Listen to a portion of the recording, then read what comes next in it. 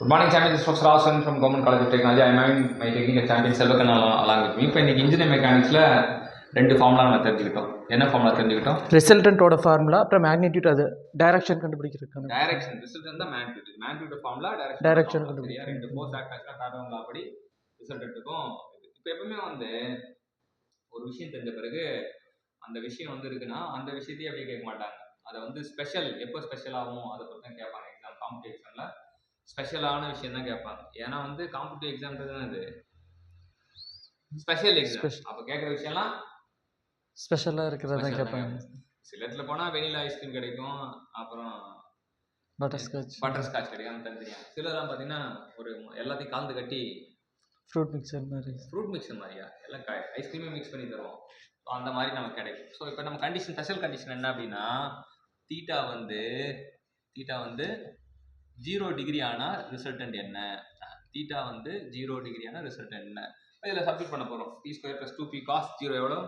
0 degree நம்ம இங்கே எடுத்து cos 0 என்ன எவ்வளோ? cos 0 1.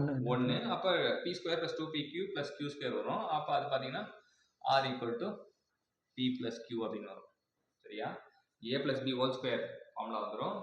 அப்போ cos θ 0 போட்டால் p² + 2pq + q² போட்டால் p + q ஹோல் ஸ்கொயர் ரூட்டுக்குள்ளே போட்டால் ஹோல் ஸ்கொயர் ரூட்டுக்குள்ளே போட்டால் சார் கேன்சல் ஆகிடும். அப்போ ஆர் கண்டுபிடிச்சோம். அதே போல் tan ஆல்ஃபா அப்படின்னு பார்த்தோன்னா இங்கே 0 போட்டால் sin 0 1 0 டிகிரி. அப்போ 0 ஆகிடும். மதிப்பு 0 ஆகிடும். therefore alpha = 0 degree. tan alpha 0. அடுத்தது பார்த்து இங்கே ஃபோர்ஸ் எப்படி இருக்கும் அப்படின்னா P இப்படி ஆக்ட் ஆகுதுன்னா Qவும் இப்படி ஆக்ட் ஆகும். P and Qவும் act in the same direction. Inference என்னன்னா P and Q same direction அப்படின்றது தான் வந்து நம்ம இன்ஃபரன்ஸ்.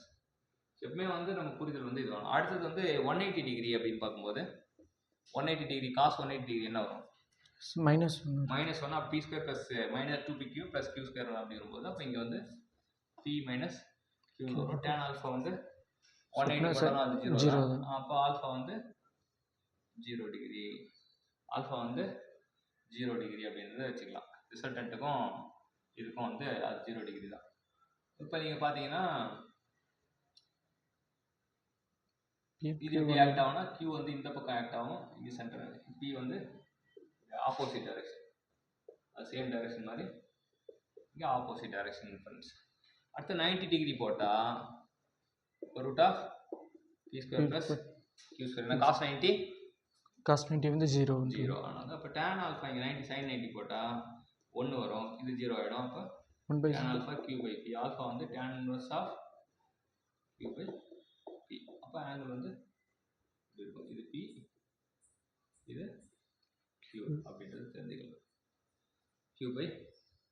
இங்கே ரிசல்டன்ட் எங்கே இருக்குன்னா ரிசல்டன்ட் வந்து இப்படியே தான் இருக்கும். ஆனால் தான் வந்து இங்கேயும் ரிசல்டன்ட் வந்து இங்கே தான் இருக்கும். ஸோ அதனால தான் ரிசல்டன்ட்டும் பியும் கியூவும் இருக்கிறதுனால ஆங்கிள் 0 டிகிரி வருது. ரிசல்டன்ட்டும் பி கியூவும் ஒன்றே தான் 0 டிகிரி வருது அப்படின்னு புரிஞ்சுக்கலாம். ஸோ இன்றைக்கி என்ன கற்றுக்கிட்டோம் அப்படின்னா தீட்டா = 0 டிகிரியாக இருக்கும்போது ரிசல்டன்ட்டோட வேல்யூ நமக்கு p + q கிடைக்கும்னு சொல்லியிருக்காங்க. ஆல்ஃபா 0 டிகிரி இருக்கும்னு சொல்லியிருக்காங்க. தீட்டா 180 டிகிரி இருக்கும்போது r ஓட வேல்யூ நம்ம 180 டிகிரி இருக்கும்போது p - q ன்னு சொல்றாங்க. ரிசல்டன்ட் வேல்யூ 0 டிகிரி இருக்கும்னு சொல்லியிருக்காங்க. தீட்டா வந்து 90 டிகிரி இருக்கும்போது r ஓட வேல்யூ 90 டிகிரி இருக்குப்ப r ஓட வேல்யூ √p² + q² ன்னு சொல்றாங்க. ஆல்ஃபா ஓட value tan inverse of q/p ன்னு சொல்லியிருக்காங்க. நீங்க மூணு கண்டிஷன் வந்து டிஃபரண்ட் கண்டிஷன் கத்துக்கிட்டோம் செல்வகண்ணன் மூலமா. கத்துக்கிட்ட செல்வகண்ணனுக்கு நன்றி. கண்டிப்பா தேங்க்யூ.